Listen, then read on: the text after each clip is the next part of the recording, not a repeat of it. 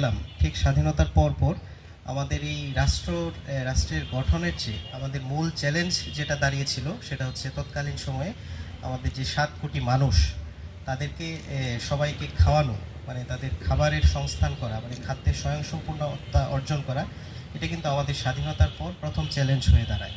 কারণ আমাদের তৎকালীন যে বিপর্যস্ত রাষ্ট্র ব্যবস্থা ছিল, যে রাষ্ট্রের ভঙ্গুর অবস্থা ছিল, এর মধ্য থেকে আমাদের তাদের জন্য খাবারের অ্যারেঞ্জমেন্ট করা, মানে 3 বেলা তাদের খাবারের সংস্থান করা উৎপাদনের দিক দিয়ে, তো এটা আমাদের অনেক বড় একটা চ্যালেঞ্জ ছিল। খুবই সুন্দর বিভিন্ন প্রযুক্তি, কৃষি প্রযুক্তি যেগুলো এই প্রকল্পের আওতায় কাজ হয়ে থাকে, এছাড়াও বাইরের কিছু উদ্যোক্তা আমরা দেখলাম, অনেক সুন্দর সুন্দর উদ্যোক্তা।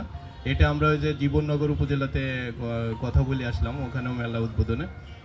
চুয়াডাঙ্গাতে আসলে আমাদের যত কৃষি উদ্যোক্তা রয়েছে, আমাদের আরেকটা কম্পোনেন্ট রয়েছে এই প্রজেক্টের আওতায় এই পর্যায়ে, শুধু যে চুয়াডাঙ্গা উপজেলা বা আমার জেলার মধ্যে না, সবচেয়ে বড় উদ্যোক্তা এখানে রয়েছে, ফলের উদ্যোক্তা রয়েছে। এখানে আমরা কিছু উদ্যোক্তা দেখলাম, খুব ভালো লেগেছে।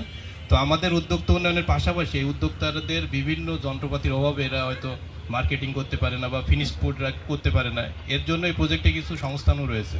প্রসেসিং ইকুইপমেন্ট আমরা বলি, তার প্রসেসিং করতে উদ্যোক্তাদের যেসব প্রসেসিং করতে যদি কোনো জায়গায় কোনো যন্ত্রপাতি প্রয়োজন হয়, ক্ষুদ্র ছোট ছোট, এখানে দামুহুদা উপজেলায় দাঁড়িয়ে বারবার যশোর অঞ্চল বলতেছি, হয়তো অনেকের কাছে কথাটি স্পষ্ট নয় যে আমরা আসলে প্রশাসনিকভাবে 8টি বিভাগে বিভক্ত হলেও আমাদের সারা দেশে কৃষির যে বৈচিত্র্যতা, কৃষির যে ভেরিয়েশন, এর উপর ভিত্তি করে সারা দেশকে 14টি অঞ্চলে বিভক্ত করা হয়েছে।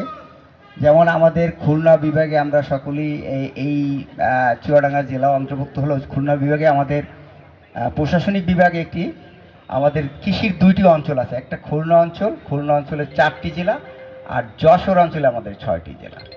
তো এদের সমস্যাকে আইডেন্টিফাই করে সেইভাবে কার্যক্রমগুলো গ্রহণ করা।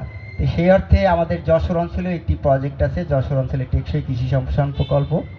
এই প্রকল্পের আওতায় আজকে এই মেলাটি বাস্তবায়ন হচ্ছে। তো এই মেলাগুলি করার উদ্দেশ্যে বা ব্লকগুলোতে বিভিন্ন রকম প্রযুক্তি অথবা বিভিন্ন ফসলের জাত বা বিভিন্ন আইডিয়া, এগুলো মাঠে বাস্তবায়নের জন্য বিভিন্ন রকম কার্যক্রম করে থাকি। এগুলি দেখা যায় এক জায়গায় করে হয়তো বা দেখানো সম্ভব হয় না।